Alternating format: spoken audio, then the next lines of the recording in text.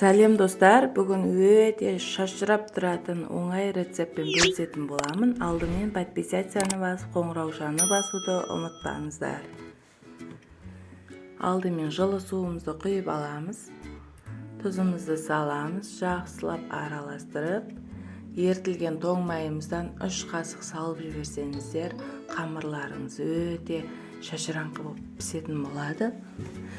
Сіздер де мен видеома қарап жасап көрсеңіздер болады. Өте дәмді, шашыраңқы болып, самса болып піседі.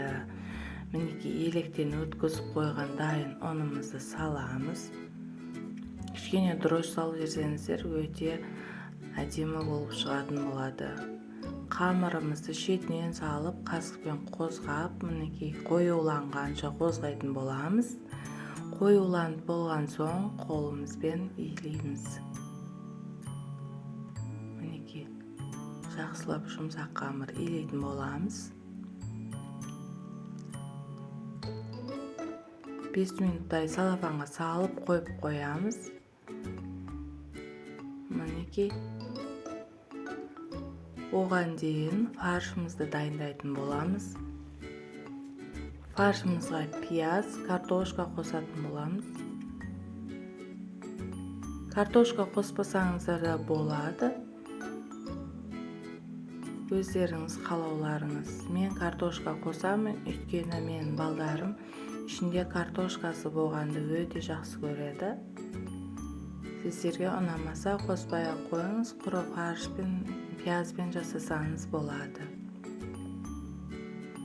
Мінекей картошка, 2-3 картошка қосып жіберемін. Мен көбіктап турап. Мінекей өте дәмді болып шығады. Мен видеома қарап жасап көрсеңіздер, күшті шығады. Менің YouTube каналыма тіркелмеген болсаңыздар, тіркеліп кетіңіздер. Мен көп видео, неше түрлі видео салатын боламын. Мінекей тұзымызды салып, бұрышымызды салып, жақсылап араластырып, мінекей қамырымыз мінекей дайын болды. Жақсылап бір илеп жібереміз да 2 бөлікке бөлеміз. 2 бөлікке бөліп суала жасап, мінекей тағы 5 минутқа қойып қоямыз. Мінекей қамырымыз дайын болды. Жан-жанын басып жайсаңыздар, қамырыңыздың жан-жаны теп-текс болып жайылады.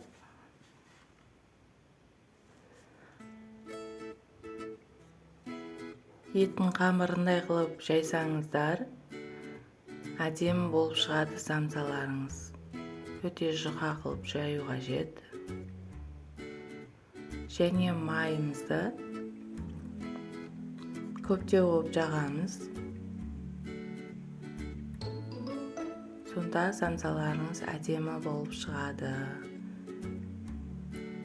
Мінекей осылай орап алып, морозильникке 5 минут қойып қоямыз. 5 минут қойып шықтым.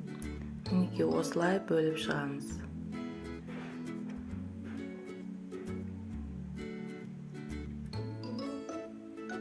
Мінекей самсамызды осылай тікесінен басамыз. Көлденең баспаңыздар, өйткені қатпарлы болмай қалады.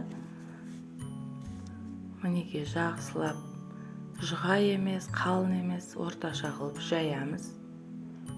Осылай 3 бұрышты етіп түйеміз. Астында ауа қалып кетпеу керек.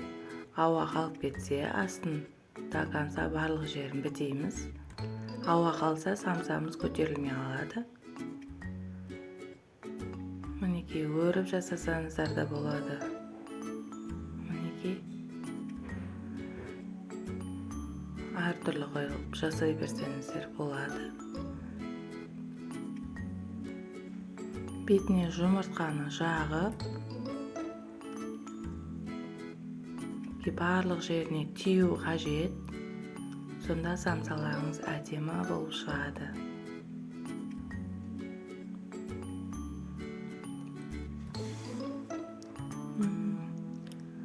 өте шашыраңқы самса болып шығады. Мен балаларым самсаны өте жақсы көреді. Бетіне күнжіт сеуіп беремін.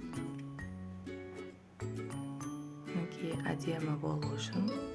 Мінекей самсамыз дайын, ас болсын.